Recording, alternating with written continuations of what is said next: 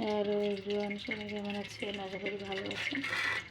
তো আজকে আমি বাচ্চার জন্য লুডুস রান্না করব। তো আমার সাথেই থাকুন। তো লুডুসটা রান্না করে দেবো। ওরা প্রত্যেক দিন দুটো খেতে চায় না, সেই জন্য লুডুস রান্না করছি, স্কুলে নিয়ে যাবে। এই যে লুডুসটা পানি ঝরিয়ে নিচ্ছি। তো আমি এর সাথে ভাজি করছি, পেঁয়াজ কাটা হয়েছে, কোনো রকম ডিম দিয়ে রান্না করে দিয়ে দেবো বাচ্চাকে।